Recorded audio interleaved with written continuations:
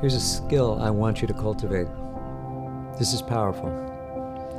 If you leave nothing to chance and you have a pattern that you follow, where you've got a schedule and you know what you're going to do ahead of time, you've designed your day, you've got clear ideas about how you're going to start your day, like an opening ritual, almost like an opening ceremony for your day, and then you traverse your day with like bookends around blocks of time that are set aside for certain kinds of activities.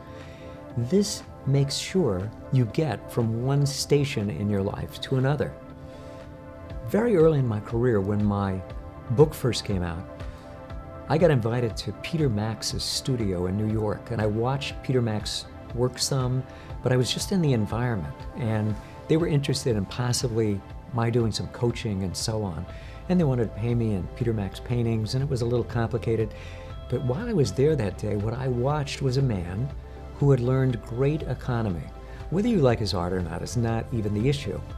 But this man produces a lot of art, and he had a great staff. And there was one thing that caught my eye. He has to sign an enormous number of prints. Well, he had his day designed in such a way that he would pass a certain table on his way to another station in his office or in the headquarters where he was.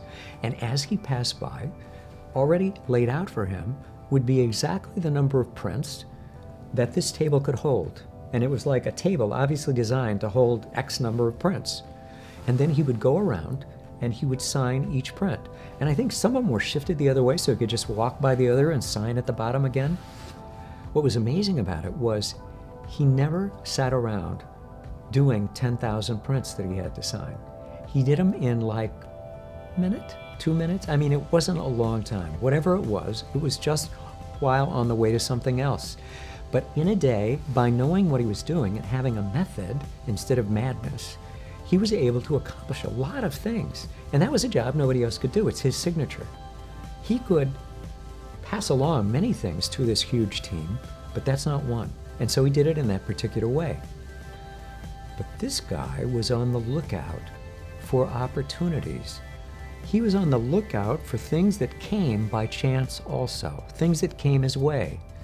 When you learn to leave nothing to chance, but you also keep yourself open to chance opportunities, you're going to keep everything open. You're not going to be some kind of worker bee who's only doing one thing. It's like you have to also float like a butterfly, not just work like a bee. So if you can keep yourself open to opportunities that are out there and be telling yourself to scan the environment for new opportunities. Here's an opportunity for me to show my stuff.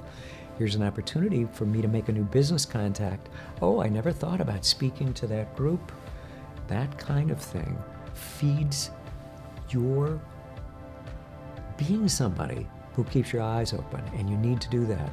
You need to have both structure and an openness to new thoughts, new opportunities. Don't so overstructure your day that you don't have some wild card time to muse about things that are sort of new, to do a crazy take on something, or to make some big mistake that's kind of a goofball mistake. Be open to chance opportunities. Leave nothing to chance. Since you're a high achiever, you may know about this. High achievers often hit a wall.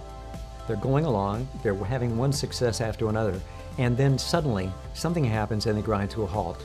And it's confusing because they're not sure what it is they've done wrong, if it's anything. They just know that they're not moving anymore the way they're used to moving, the way they have moved in the past.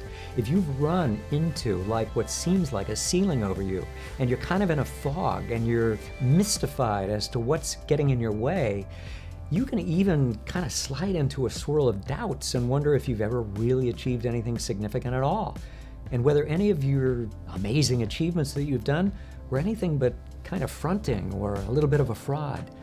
That is really negative and pernicious, and it doesn't have to be that way. I want you to go get a free report from me. Go to drkenchristian.com/breakthrough and receive from me this free report with action steps that are going to tell you exactly what to do now to get you going.